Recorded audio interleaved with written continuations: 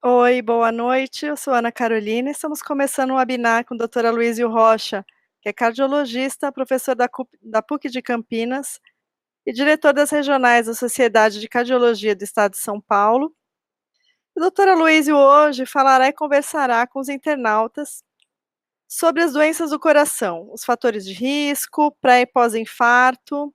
E você poderá escrever suas perguntas, tirar suas dúvidas, a gente vai bater um papo aqui, né, vocês podem começar, ele vai se apresentar um pouquinho, vocês podem ir escrevendo todas as dúvidas e nós vamos tentar responder a todos nessa noite, tá bom? Não percam. Boa noite, doutora Luísio, como vai? Olá, Carolina, boa noite. E eu gostaria de conversar um pouco com vocês a respeito dos problemas do coração, mas não os problemas emocionais que também interferem com o coração. Problemas físicos que são os cuidados do cardiologista. Grande importância tem esses problemas do coração, porque no mundo todo, e no Brasil também, a principal causa de morte são as doenças cardiovasculares. No mundo todo, inclusive no Brasil, as pessoas morrem mais de doenças cardiovasculares do que de câncer, do que de acidentes, do que de doenças infecciosas como a AIDS. Então, isso tem uma grande importância, porque essas doenças, na sua maioria, podem ser prevenidas. Um diagnóstico precoce traz a segurança de que a gente pode reduzir e muito o risco de ter doenças do coração, de ficar sequelado ou de ter até a morte. Além disso, muito progresso tem sido feito na prevenção e no tratamento das doenças do coração. Recentemente, diversos lançamentos de novos remédios, novos tratamentos, têm demonstrado que a gente consegue agir de maneira mais incisiva e reduzir em risco, mesmo naquelas pessoas que têm um risco muito elevado, como são os diabéticos. Existem novos remédios para o diabetes que reduzem risco de infarto, risco de insuficiência cardíaca, risco de uma série de problemas. E mesmo remédios novos para tratar especificamente o coração. Então, hoje vamos conversar de como as doenças do coração se manifestam, como a gente consegue preveni-las e, uma vez que ela está instalada, como a gente consegue tratar e manter uma boa qualidade de vida e aumentar a expectativa de vida, o que é muito importante. Porque cada vez mais, com a vida moderna, com os hábitos não saudáveis, sedentarismo, obesidade, alimentação inadequada, estresse, sono inadequado, cada vez mais as doenças do coração estão atingindo a população mais jovem. Há bem pouco tempo atrás eram mais os idosos, meia-idade, idosos que tinham problema do coração. Hoje em dia é muito frequente jovens na faixa dos 30, 35 anos terem problemas graves com o coração relacionados a esses hábitos inadequados, junto, obviamente, com o cigarro, com o tabagismo, que é uma coisa em queda no nosso país, mas ainda muito importante, e vem caindo na população geral o uso de cigarro, tabagismo. Mas entre os jovens vem aumentando, o que é bastante preocupante. Né, Carolina? Podemos então ver se já existe alguma pergunta, alguém está interessado em algum assunto a respeito da cardiologia. Cida, ela pergunta: preciso tomar meu remédio de pressão todos os dias, mesmo quando a minha pressão está equilibrada? Sim, essa pergunta é muito boa, é muito importante, porque hipertensão, ou pressão alta, como a gente costuma dizer, é uma doença silenciosa, não dá sintoma. Quem tem pressão alta não sente nada. E esse é o grande problema. Quem não sente nada não procura ajuda, não procura tratamento. Mas a pressão alta, quando não tratada, quando não controlada, leva a uma série de riscos, de doenças graves, como infarto do miocárdio, AVC, ou derrame, que é extremamente limitante, doenças dos rins, que podem levar até a fazer hemodiálise, a doença dos grandes vasos, doença dos olhos, pode levar até a cegueira, quem não trata a hipertensão. Então, a hipertensão, durante longos anos, ela não dá nenhum sintoma. Só que quando o sintoma aparece, é porque já houve uma complicação grave. Então, o importante na hipertensão é o diagnóstico. Medir a pressão é uma ferramenta muito importante para identificar quem é hipertenso e poder tratar. A grande maioria dos hipertensos precisam de remédio. Algumas medidas não medicamentosas, sem uso de remédio, ajudam a controlar a pressão e devem ser estimuladas em todo mundo que tem pressão alta. Por exemplo, hábitos saudáveis. Manter peso adequado, atividade física regular, uma alimentação equilibrada, ter bom sono. Estresse todo mundo está submetido, não há quem não tenha estresse hoje em dia. Mas tentar ter momentos de lazer, de descanso, para quebrar o estresse. Tudo isso vai ajudar no tratamento da pressão, mas a grande maioria das pessoas vai precisar de remédio. Esse remédio de pressão tem que ser tomado todos os dias. Não existe cura. Na grande maioria dos hipertensos, não existe cura. A gente consegue controle. Esse controle é feito com essas medidas e com remédio. E uma vez que o remédio foi ajustado, foi acertado, e a pressão está boa, significa que esse remédio tem que ser mantido para o resto da vida. Não existe tratar a hipertensão como tratar uma pneumonia. Eu trato a pneumonia por 7 dias, está curado, acabou. Hipertensão não. Uma vez que a pressão está boa, significa que o remédio está bem, e com isso a gente pode diminuir muito esses riscos todos que eu falei. Mas é necessário remédio para o resto da vida, mas é necessário um acompanhamento médico. Não é só porque minha pressão ficou boa com aquele remédio que eu posso esquecer, nunca mais vou ao médico e vou tomar esse remedinho pro resto da vida que eu estou seguro e controlado. Não. Muitas vezes o remédio que está controlando a pressão passa a não controlar adequadamente. Precisa fazer um ajuste na dose, trocar o remédio. Muitas vezes associar 2 tipos de remédio, e isso é um acompanhamento médico que vai possibilitar esse ajuste. Então, não dá para parar de tomar remédio na grande maioria das pessoas. Muito bem. Temos mais uma pergunta aqui, Carla de Andrade. Ela pergunta: posso utilizar aparelho de pressão eletrônico para medir em casa a minha pressão? Olá, Carla, essa é uma pergunta também muito boa, porque o fato da pessoa ir ao médico e medir a pressão, isso já gera um estresse, gera preocupação, e está bem demonstrado. A medida da pressão no consultório do médico é maior do que a pressão em casa. Mesmo a pessoa que se diz tranquila, que não está nervosa, a pressão sempre é mais alta no consultório. Então, cada vez mais, as recomendações para tratar a hipertensão dizem para fazer a medida da pressão sem o médico, porque o médico faz mal a pressão. O médico aumenta a pressão, então melhor é medir a pressão longe do médico. Ou no próprio consultório do médico, na sala de espera, onde uma secretária, uma enfermeira pode medir, ou mesmo em casa. Só que medir a pressão em casa exige alguns cuidados, algumas recomendações para essa pressão tenha algum valor. Primeiro, um bom aparelho. Existem, vocês podem procurar no site da sociedade, por exemplo, Sociedade Brasileira de Cardiologia. Lá tem uma série de aparelhos que são recomendados, testados e aprovados por cardiologistas. Então, a primeira coisa, ter um bom aparelho, existem diversos. Eletrônicos. De preferência, aquele que vai no braço, não que fica só no punho. O melhor é que vai no braço mesmo, o eletrônico. E para a medida ter valor, algumas coisas têm que ser observadas. Primeiro, a pessoa tem que estar tranquila, sentada, há pelo menos 5, 10 minutos. Se você chegar em casa correndo do trabalho e sentar e medir a pressão, essa pressão vai estar alta. Essa pressão não tem valor. A pressão, a pessoa tem que estar sentada, confortável, há pelo menos 5, 10 minutos. Tem que estar com o braço esticado, mais ou menos na altura do coração, com a palma para cima. E não pode estar com a perna cruzada. E tem algumas coisas. Se tomou café logo antes, a pressão pode estar alterada. Se fumou logo antes, a pressão pode estar alterada. Então tem que estar sentado, tranquilo, braço para frente, na altura do coração. Não deve ter fumado ou tomado café pouco antes disso. E uma coisa interessante, que muitos não falam, tem que estar com a bexiga vazia. Então é melhor você ir ao banheiro, urinar, e depois vai medir sua pressão de maneira tranquila. Então, a medida de pressão em casa é válida, traz muita informação para o médico que está cuidando, mas tem que seguir alguns cuidados e tudo vai muito bem. Muito bem. Márcia Oliveira, ela pergunta assim: é possível controlar meu colesterol sem medicação, somente com dieta?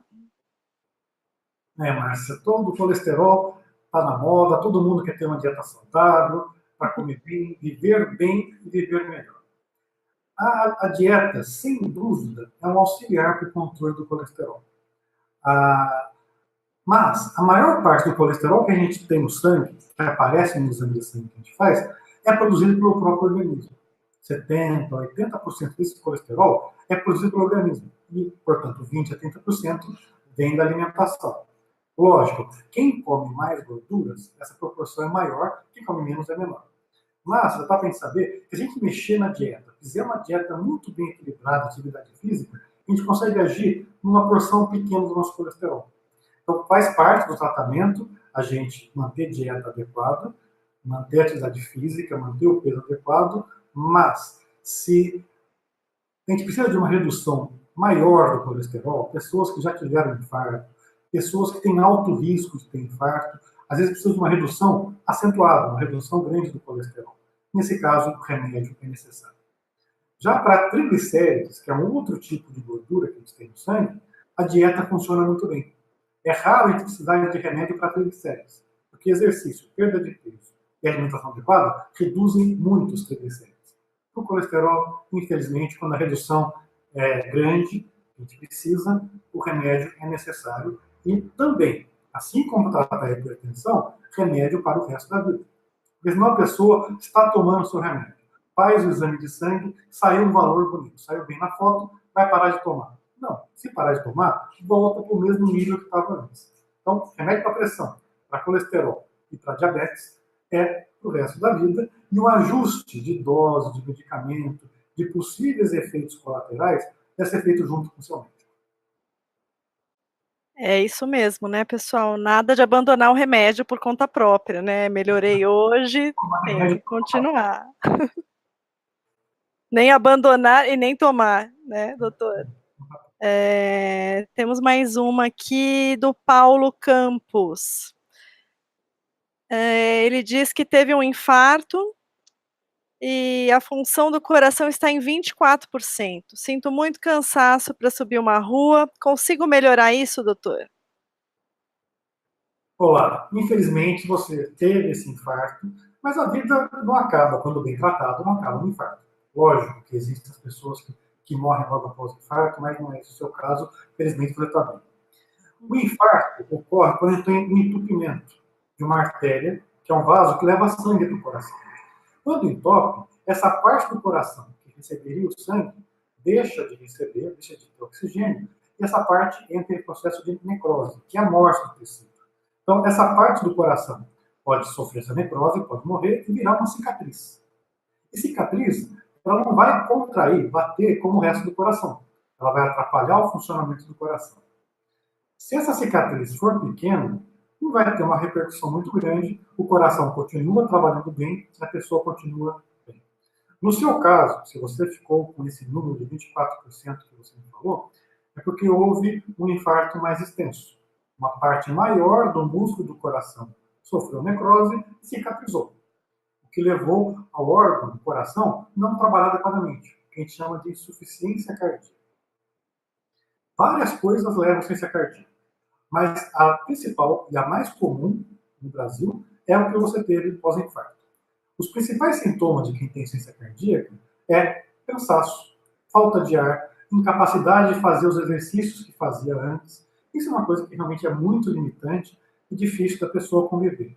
Mas existem diversos tratamentos, diversos remédios que a gente pode utilizar para melhorar o desempenho do seu coração e melhorar a capacidade de fazer exercício. Então, sim, existe tratamento, isso o seu médico, o seu cardiologista pode orientar, remédios que vão ajudar você a viver melhor e viver mais. Sempre acompanhado de uma alimentação adequada, manter peso adequado. Para você, uma recomendação bastante importante é comer pouco sal. É difícil hoje em dia você manter uma dieta com pouco sal, né? Tudo tem sódio, mas dieta com pouco sal é importante para você. E quanto à atividade física, assim que você melhorar e seguindo a recomendação do seu médico, a atividade física também vai ser importante para você. Mas tem jeito, dá para melhorar.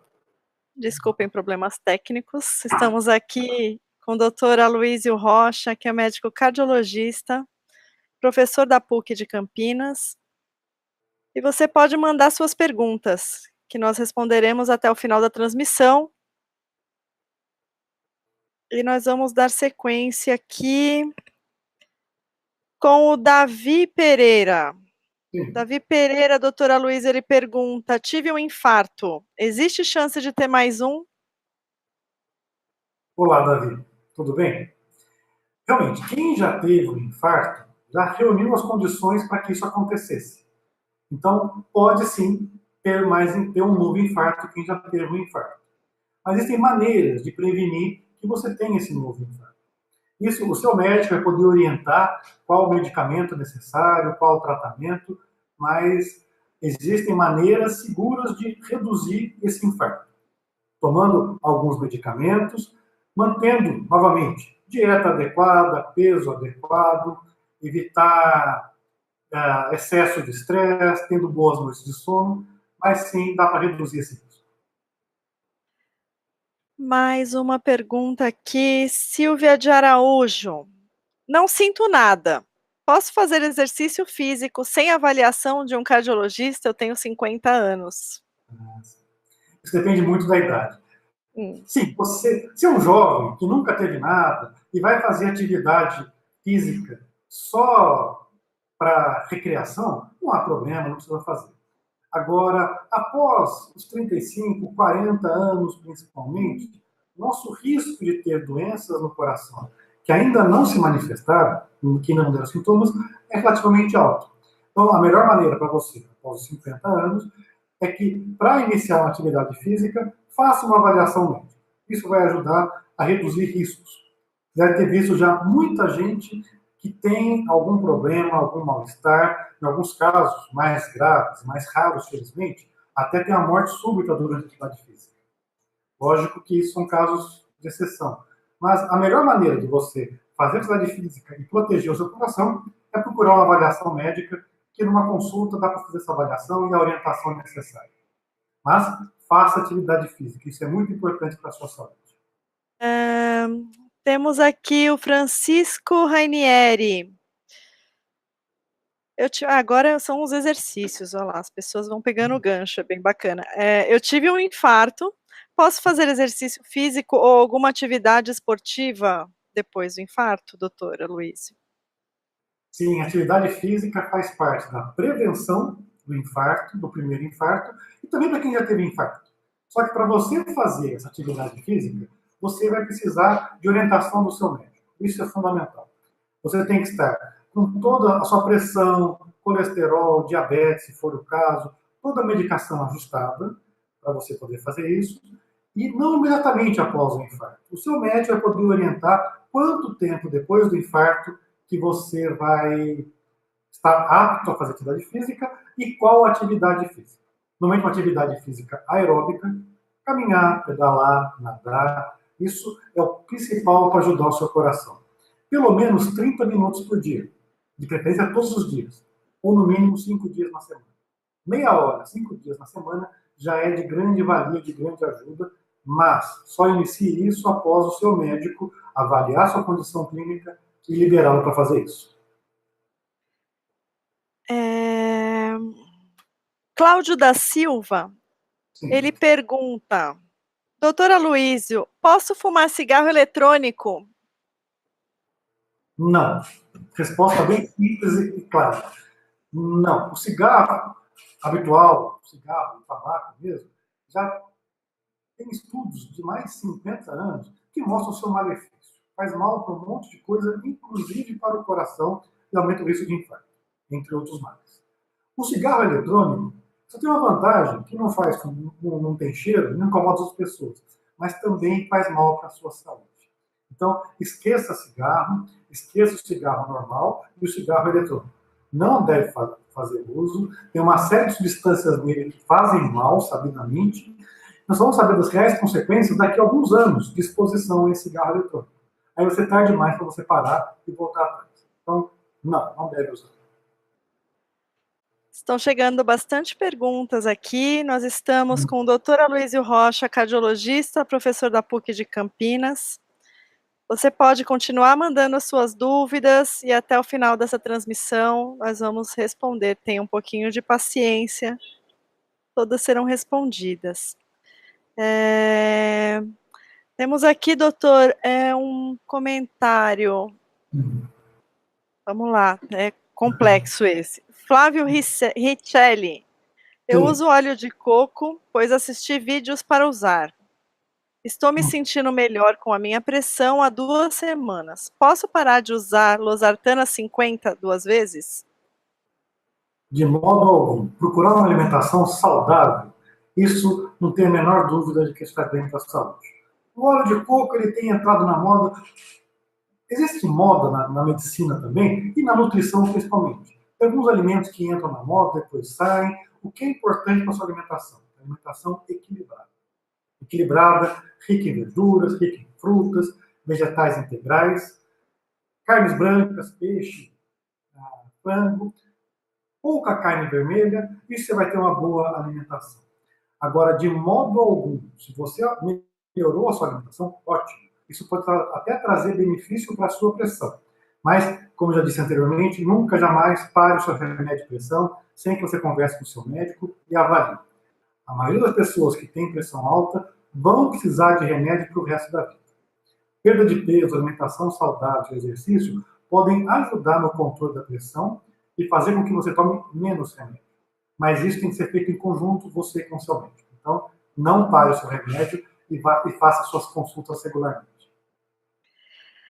A Denise de Oliveira, ela quer saber, o ômega 3 ajuda no colesterol, doutor? Ajuda, ele ajuda sim, mas a ajuda que ele dá não é tão grande. Então, como já comentei anteriormente, para pessoas que precisam de uma redução mais importante do colesterol, vai precisar de remédios mesmo além do ômega 3. O ômega 3 ajuda um pouco nos triglicérides, mas é mais um complemento ao tratamento. Não dá para basear só o tratamento naquelas pessoas que precisam de redução realmente de colesterol, naquelas pessoas de maior risco. Você que está chegando agora, estamos aqui com o doutora Luísio Rocha. Você pode mandar a sua dúvida, não precisa ter nenhum receio, pode escrever que ele vai responder até o final dessa transmissão. E nós vamos dar sequência aqui com a pergunta do Renato de Almeida. Posso beber uma cerveja mesmo tomando meus remédios de pressão? Tome nalapril e hidrocloratiazida. Isso, doutor? Hidroclorotiazida. São dois remédios para pressão, habitualmente utilizados. São bons remédios usar em conjunto, porque um ajuda a ação do outro. Quanto a beber bebida alcoólica, isso é uma coisa também, eu não tenho como avaliar isso, quais são as condições clínicas gerais. Mas, de um modo geral, beber bebida alcoólica de maneira moderada, pouco, que é um pouco variável, cada pessoa acha que é moderado, mas não traz riscos, desde que seja em pequena quantidade e, eventualmente. Não pode beber diariamente, quem faz esse tratamento, e não pode beber em grande quantidade. Beber álcool em grande quantidade e frequentemente é uma coisa que aumenta a pressão. Pode levar à hipertensão em quem não era hipertenso. Então, bebida alcoólica com muita moderação, a quantidade aí deve ser conversada pessoalmente com o seu médico, porque o álcool pode interferir com outras condições suas que eu não tenho informações aqui. E além disso, cerveja é muito calórica. E normalmente a cerveja não vai sozinha. Tem sempre um petisco, alguma coisa junto, que normalmente é calórico também e pode atrapalhar seu tratamento. Então, moderação não é proibido, mas converse com o seu médico. Estão chegando algumas dúvidas aqui sobre horário de consulta disponível, como é que tá para poder marcar horário com o doutor. Vocês podem procurar na página do Facebook, tem os contatos dele, doutora Luísio Rocha, cardiologista. E vocês podem procurar entrar em contato ali, deixar uma mensagem inbox, que serão respondidas com essas questões de horário, de consulta, esse tipo de coisa. Né? Aqui, por enquanto, a gente está fazendo um... Oi, desculpa, doutor. Pode pegar esses contatos que estão no Face, que estão no meu site, e dá para entrar em contato quem achar necessário. Isso. E aqui a gente está fazendo um bate-papo sobre as doenças cardíacas, algumas dicas de prevenção. E vamos seguir aqui com a pergunta da Maria Silvia Guiar. Professor e doutora Luísio, prazer em revê-lo, ela diz.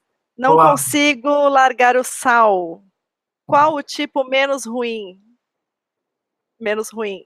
O tipo menos é o tipo pouco sal. Oi, Maria Silvia, tudo bem? Prazer em conversar com você.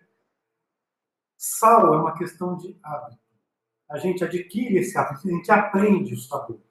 Quem está habituado a comer com muito sal, sente quando come a comida com menos sal ou o sal normal. Então, a primeira coisa é você ir aos poucos se habituando, treinando o seu paladar. E se você depois se habituar a comer com pouco sal, você vai notar que aquele alimento salgado que você comia antes te incomoda. Então, sal é hábito. Mas não existe o sal melhor. Sal do Himalaia, sal mineral, sal... Não, sal tem sódio, tudo que tem sódio pode interferir com a pressão, em alguns casos piorar a insuficiência cardíaca, como eu falei. Mas não tem um sal melhor. O melhor sal é o moderado. Com sal. A Renata Kioto, ela diz: doutor, meu irmão teve um infarto com 47 anos, eu tenho 48, eu devo me preocupar? Sem dúvida, Renata. O infarto depende de diversos fatores de risco. Né? A gente sabe, cigarro, pressão, diabetes, sedentarismo, obesidade, ele tem um forte componente familiar hereditário. Então, pessoas que tiveram parentes de primeiro grau, como você ou seu irmão, pai ou mãe, que tiveram infarto, a pessoa tem mais risco de ter infarto. Principalmente quando esse infarto é numa idade jovem, como do seu irmão, que aos 47 anos teve infarto. Então, ele teve infarto muito jovem, então isso sim aumenta o seu risco de ter infarto, e a maneira de prevenir é procurar o seu médico, fazer uma boa avaliação, ver se você tem outros fatores de risco, porque a genética a gente não consegue mudar. Você nasce numa família com risco de infarto. Então, isso a gente não consegue mudar. A gente consegue mudar outros fatores de risco. Você vai avaliar seu colesterol, sua pressão, diabetes, não deve fumar, tem que praticar atividade física, e então, além de hábitos saudáveis, você deve fazer sim uma avaliação, um check-up com o seu médico, para identificar precocemente alterações que podem ser corrigidas. E todos, não só você, todos os irmãos e os filhos do seu irmão também, seu sobrinho.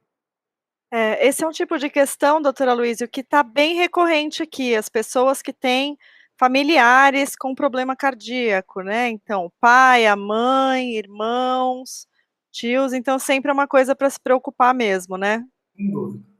Temos que nos preocupar se a gente tem, como eu falei, parentes de primeiro grau, pai, mãe ou irmãos, e que tiveram o primeiro infarto, o primeiro diagnóstico precocemente. Tem um número para isso? Se o parente do sexo masculino teve um infarto ou qualquer outro evento antes dos 55 anos, como é o caso do seu irmão de 47, ou se o parente do sexo feminino teve antes dos 65 anos. Para a mulher, ter infarto antes dos 65 é precoce. Olha só. O Danilo Soares, ele pergunta: doutora Luísio, qual é a melhor idade para começar a fazer exames do coração regularmente? Se você tem familiares, como foi a pergunta da Renata, precocemente, se algum familiar quando teve infarto muito cedo, aos 48, eu acho que a partir já dos 30 anos você deveria começar a fazer, ou até mesmo durante a infância. Uma coisa que não é seguida pela maioria dos pediatras, maioria dos pais, a Sociedade Brasileira de Cardiologia recomenda que toda criança com 10 anos faça o exame de colesterol. Porque aquela pessoa que infarta aos 47, aos 50, o problema não começou aos 47 ou 50, começou décadas antes. Muitos anos. Às vezes na infância, às vezes na adolescência. Então, quando o problema se manifesta, todo mundo ouve falar. Uma pessoa conhecida nunca teve nada, de repente teve um infarto. Não é que nunca teve nada. Tinha, só que não tinha diagnóstico. O problema começa muito antes. Por isso, prevenção é importante. Então, se você tem um familiar com uma doença muito precoce do coração, inclusive os filhos jovens ou crianças devem fazer essa avaliação. Se não tem fatores de risco, uma pessoa sem maiores preocupações, a partir dos 40 anos, é uma avaliação deve ser feita. Muito bem. O Matheus de Oliveira, ele diz assim: isso também é um problema bem comum, doutor. Tenho muito estresse no trabalho, dá palpitação e dor de cabeça. Eu posso infartar? Olha, estresse é uma coisa muito difícil a gente quantificar e quantificar quanto que isso atrapalha a saúde da pessoa. Que atrapalha não tem dúvida. O estresse é uma coisa que aumenta o risco de infarto. Tem um estudo que foi muito interessante para avaliar isso, um estudo chamado Interheart, Intercoração. Pegou pessoas que chegavam infartadas no pronto-socorro e compararam com aquelas que não tinham infarto. E viu o que é diferente, o que tem na vida real. Quem infartou, o que tem que o outro não tinha. Lógico, pressão alta, cigarro, colesterol e estresse. Estresse é um fator de risco, sim, para infartar. Agora, hoje em dia, quem que não tem estresse? Quem que fala que não tem estresse nenhum? Então, o que você pode fazer para melhorar a sua convivência com o estresse? Primeiro, evitar situações que causem muito estresse. Se é o seu trabalho, não há jeito. Ou você tenta uma maneira de se ajustar no trabalho, ou ter um trabalho, isso é difícil de avaliar, isso você tem que pensar nisso. Mas a gente tem que ter, para a gente viver melhor com estresse, primeiro, atividade física. Exercício diminui o estresse, diminui a ansiedade. Segundo, ter momentos de lazer. Momentos de lazer não significa viajar e ir para a praia, também, isso é muito bom. Mas você tem que ter momentos no seu dia ou na sua semana em que você se desligue. Faça aquilo que você gosta de fazer. Se é palavra cruzada, se é pescar, se é parar e não fazer nada lá para o céu, tenha só meia hora por dia, por semana, para desligar. Uma coisa que aumenta muito o estresse, Carolina, é celular.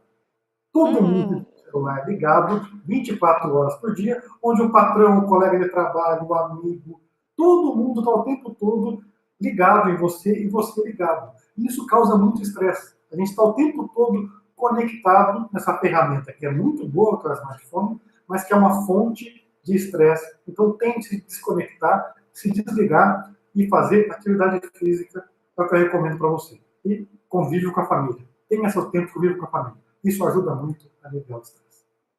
É verdade, a gente não desliga nunca, né? A Emanuele, estamos quase terminando. Você que está chegando agora, nós estamos aqui com o doutor Aloísio Rocha, cardiologista, professor da PUC Campinas. Estamos conversando sobre doenças cardíacas, pré e pós-infarto, algumas dicas de prevenção e tratamentos, né? Lembrando que você nunca deve deixar de fazer o acompanhamento médico, né? E contatos do Dr. Aloísio, você pode encontrar na página do Facebook, Dr. Aloísio Rocha, cardiologista, e poder fazer o contato por ali, deixando mensagem, deixando offline alguma outra dúvida que você queira ter, enfim. Temos uma questão aqui da Emanuele Leati. Ela diz assim: fiz uma angioplastia com stent. Ainda corro risco de infarto. Posso voltar a praticar exercícios? Olá, Manoel. Existem diversos tratamentos para quem tem problema nas coronárias, que são de aterosclerose, que é esse acúmulo de gordura que leva ao entupimento. Um dos tratamentos é fazer um cateterismo, que é colocar um catéter, um canudinho que vai até o coração, bem onde é que está a obstrução, e onde está essa obstrução, esse entupimento, vai lá com um balão que é insuflado, com uma bola, e ele esmaga essa placa, libera a passagem do sangue. E, na maioria das vezes, esse balão ele tem em cima dele um stent, que parece uma molinha, ou uma melhor comparação, parece um bob de cabelo. É igualzinho, um cilindro com uma estrutura, com uma malha, só que ele é metálico. E esse stent ele fica dentro da coronária, ele reveste por dentro, é uma endoprótese, que facilita manter essa coronária aberta. Precisa de alguns cuidados quem coloca esse stent. Tem que tomar 2 tipos de remédio antiagregante plaquetário para afinar o sangue, desse modo, como é o AS e o outro. Tem que ter acompanhamento médico. Mas o fato de você ter feito a angioplastia com stent não impede você de fazer atividade física. Você pode fazer, deve fazer, faz parte do tratamento, mas como você já teve um problema, já colocou um stent, a atividade física tem que ser orientada pelo seu médico, pelo seu cardiologista. Quando você pode iniciar e qual a intensidade que você pode fazer. Mas mais importante é manter regularidade, sempre. Temos aqui a Maria Carvalho. Ela diz: boa noite, doutor. Tenho 67 anos, um pouco de bronquite, muita canseira. Tomo propanolol de 40 de manhã e à noite, 2 enalapril de 5 ao dia, simvastatina e uma simvastatina ao dia. Essa canseira, essa sensação de cansaço é normal? Bom, dona Maria, o cansaço, a falta de ar, a dificuldade para fazer suas atividades, pode ter diversas causas. As mais comuns ou são causas do coração, o que a gente chama de insuficiência cardíaca, ou causas pulmonares. Só que tem bronquite. Só ver se essa bronquite está bem tratada, está bem controlada, porque tanto o pulmão quanto o coração podem causar esse cansaço. E para poder diferenciar um do outro, nem sempre é tudo simples. Mas existem maneiras. uma boa consulta médica, um bom exame clínico e, se necessário, algum exame complementar, pode ajudar a definir se é o pulmão ou se é o coração que está causando esse cansaço. Porque a gente identificar a causa para poder tratar. Então, sim, o coração pode, mas precisa ser bem avaliado para isso. Só uma dica importante: os remédios, lógico, é o seu médico que prescreveu que deve avaliar qual é a vantagem e desvantagem de usar esse remédio. Mas o propranolol é um remédio que pode piorar em quem tem asma, não só na bronquite. Então, converse com o seu médico e veja qual é o melhor tratamento para você. Tá joia. O senhor José Almeida, ele diz assim: doutor Aloísio, tem um formigamento no braço esquerdo. É problema no coração? Às vezes eu sinto uma dor no peito. Isso pode ser. Só as informações que está me dando, é difícil dizer, com certeza, sem avaliá-lo, sem examinar. Mas o principal sintoma de quem tem um infarto ou uma angina, que não é uma coisa que pode preceder o infarto, é dor no peito. Então, por isso que a gente recomenda, quem tem dor no peito, normalmente uma dor difusa no peito, de forte intensidade, essa dor pode se irradiar, ela pode ir para o pescoço, ela pode ir para os braços, tanto esquerdo quanto direito, ela pode ir para as costas. É uma dor normalmente intensa e bastante incômoda. Está sentindo esse tipo de dor? Procure um pronto-socorro. Muitas vezes pode ser um infarto. O formigamento, o que normalmente acontece é a dor que se irradia. Então vai ter dor no braço. Apenas o formigamento não necessariamente pode ser uma coisa do coração. Embora algumas pessoas possam dizer que em vez de dor tem um formigamento. Mas se você vem sentindo isso, procure atendimento médico, faça uma avaliação, não fique em casa achando que não é nada, e muitas vezes pode não ser nada mesmo. Se não for, ótimo, mas é importante ter segurança de que não tem nada grave. Procure seu médico. Temos tempo para mais umas 2 perguntinhas, doutor? Sim, vamos lá. Se tem perguntas, vamos Vamos lá. responder. Então tá bom. O papo tá bom, as perguntas são boas. Temos aqui o Paulo Rodrigues. Ele diz assim: recentemente houve casos de jovens com morte súbita durante atividade física. Quais os cuidados? Morte súbita é um problema bastante sério, tem estado bastante na mídia. Hoje, inclusive, eu dei uma entrevista na CBN Campinas, na rádio CBN, sobre esse assunto, que vai ao ar semana que vem. Quem quiser pode acompanhar um pouco mais disso. Morte súbita é aquela morte que é inesperada, que de repente a pessoa, sem ter nenhum aviso, sem ter nenhuma doença prévia, morre de repente. E isso é bastante frequente, não é uma coisa infrequente, mas é mais frequente nos idosos. Só que quando acontece num jovem, é muito mais dramático. Uma criança, um jovem, um adolescente, que nunca teve nada, de repente, tem uma morte súbita. Isso é grave, isso é chocante. Isso é bastante importante. E, muitas vezes, quem tem essa morte súbita, atualmente já tinha algum problema no coração que não tinha diagnóstico. Ou uma doença congênita, que já nasceu com ela, que já vinha já tem essa doença desde que nasceu, mas que não tinha diagnóstico. Ou algumas doenças que podem aparecer ao longo do tempo.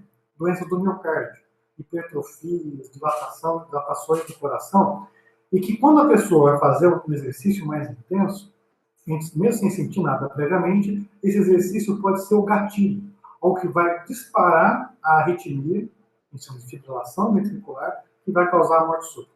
Então, normalmente, para quem tem essa morte súbita, tem que ter uma doença pré-existente, muitas vezes não tem sintoma, e tem que ter um gatilho, algo que dispara isso. Esse disparo pode ser atividade física, pode ser uso de drogas, álcool, excesso de álcool pode desencadear isso, drogas lícitas, drogas ilícitas, drogas sintéticas, cocaína, tudo isso pode desencadear morte súbita. Então, essa morte súbita normalmente acontece em atividades físicas extremas, de alta intensidade, ou naquelas que a pessoa não está habituada a fazer e vai fazer uma coisa muito intensa. Então, atividade física é boa, deve-se fazer. Atividade física moderada, regular, deve ser feita, mas se você for fazer uma atividade física profissional, desgastante, faça uma avaliação médica antes, que é melhor. E se você ainda tem os sintomas mesmo na nossa atividade física recreativa, foi jogar um futebol, jogar vôlei na praia, sentiu dor no peito, sentiu tontura, sentiu falta de ar, sentiu o coração disparar além do habitual, procure um médico. Temos uma questão aqui do William Medeiros. Sim. Doutora Luísio, esses dias eu fui no SUS e disseram que meu coração é muito grande para a idade. Eu tenho 19 anos. Isso pode ser sinal de algo ruim? Bom, primeiro precisa ver o que o médico quis dizer com esse coração grande para a idade. O nosso coração tem um tamanho habitual. Pessoas maiores têm corações maiores, pessoas menores têm corações menores. Mas existem diversas doenças que podem levar à dilatação do coração. Pressão alta, doença de Chagas, diabetes, infarto. Várias doenças podem levar ao enfraquecimento do coração e sua dilatação. A maneira mais fácil, mais acurada de ver isso é através de um exame, além do exame clínico, a gente consegue ver isso examinando a pessoa. Uma radiografia de tórax pode ajudar, mas não é melhor. Você vai fazer um exame que é um ecocardiograma, que é um exame de ultrassom do coração. Então precisa avaliar direitinho, no seu caso, jovem, se não tem muitos problemas, se realmente, se esse aumento do seu coração está relacionado a algum problema ou não. Então, você precisa procurar um médico, mesmo que seja do SUS, não há problema, procure um posto de saúde, faça uma avaliação mais detalhada com o seu médico e converse com ele para ver se precisa fazer mais algum exame para esclarecer isso. Mas vai esclarecer. Melhor você tirar essa dúvida. Tem bastante gente, doutor, depois eu vou pedir para o senhor comentar um pouquinho mais a questão do sal, né? O sal é uma coisa bem comum em muitas pessoas aqui. Então, se o senhor depois puder dar falar um pouquinho mais, principalmente para quem chegou agora, essa questão do sal, o excesso do sal, que sal é melhor, a pressão alta, a pressão baixa, come sal, essas coisas assim que estão surgindo bastante dúvidas em relação a isso ainda. Tá certo. E vou colocar mais uma questão antes disso, que é do Flávio Ferreira. Ele diz que gosta de jogar bola com os amigos, um deles infartou no campo, e aí ele diz: nós temos uma média de 50 anos de idade, ele nunca sentiu nada. O que aconteceu, doutor? Pois é, infelizmente aconteceu isso com seu amigo, então a morte súbita, uma pessoa que não tinha sintoma, ou que não tinha diagnóstico de alguma doença, e que durante a atividade de lazer teve essa infelicidade. Isso, lógico, que é muito grave, e muito provavelmente é difícil eu dizer para você o que ele tem, obviamente.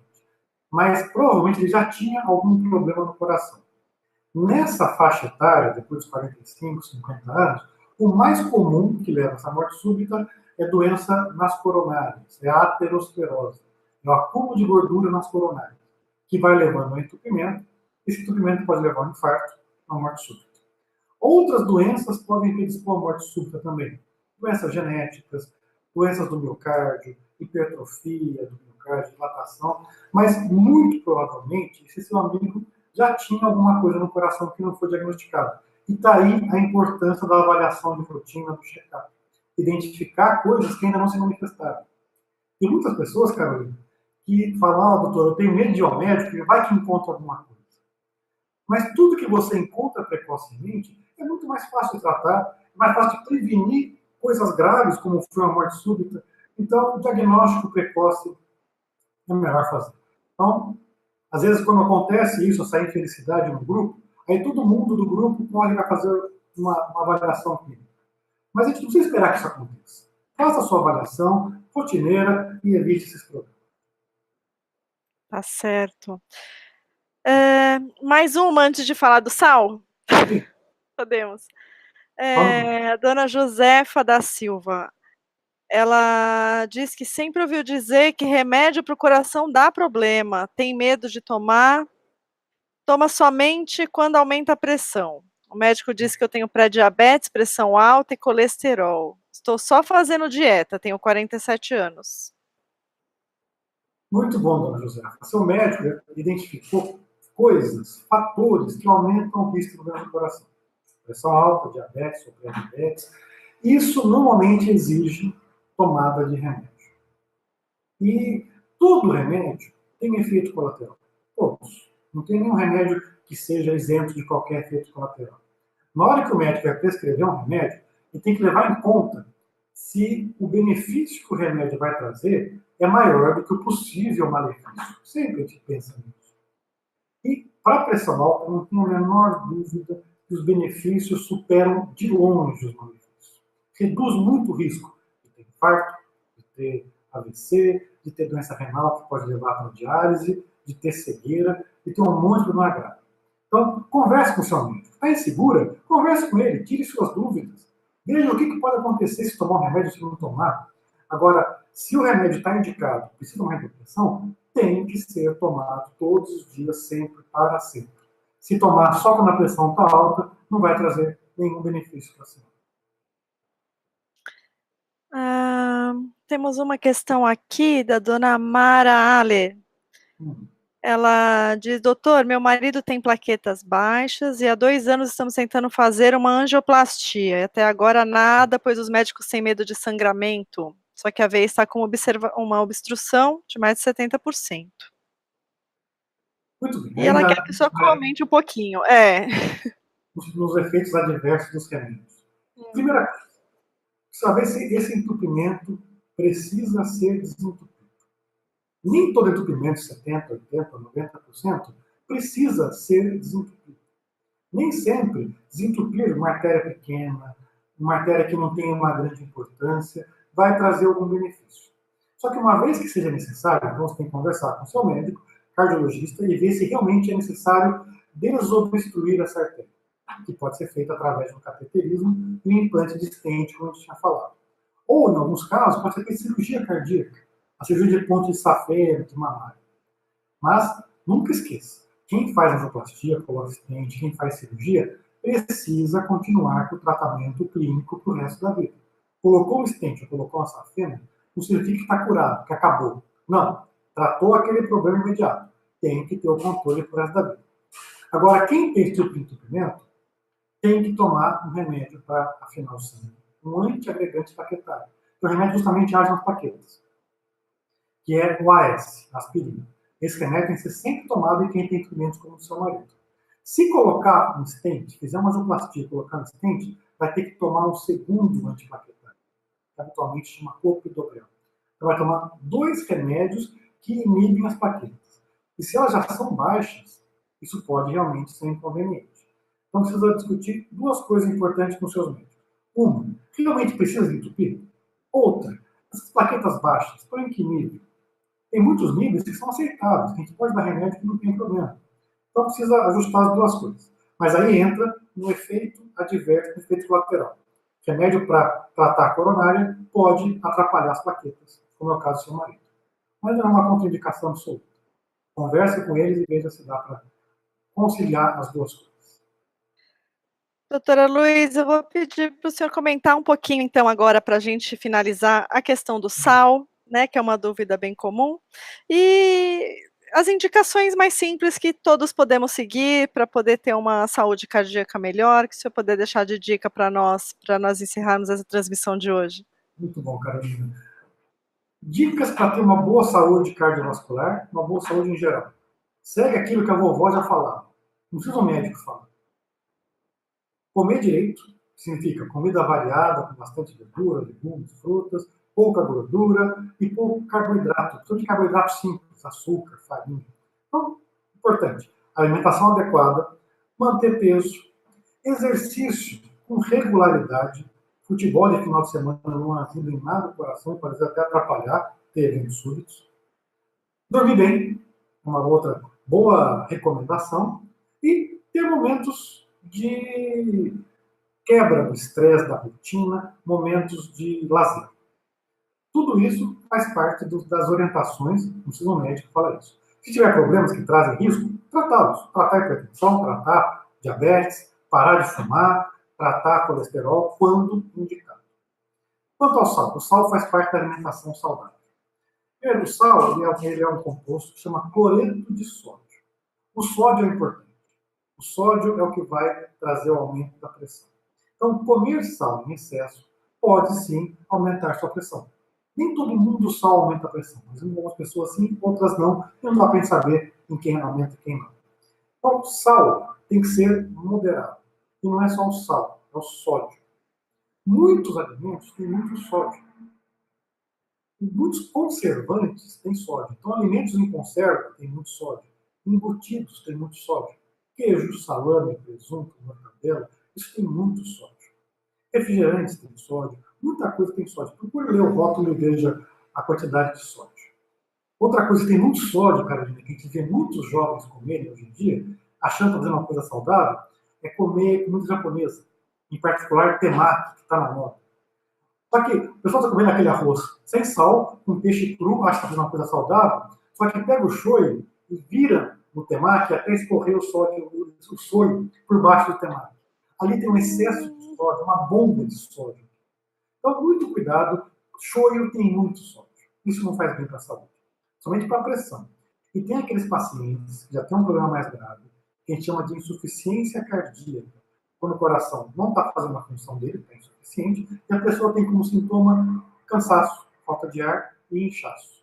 Nesse caso, tem que restringir o sódio, restringir até um pouco mais a quantidade de sódio. E não tem o sal melhor.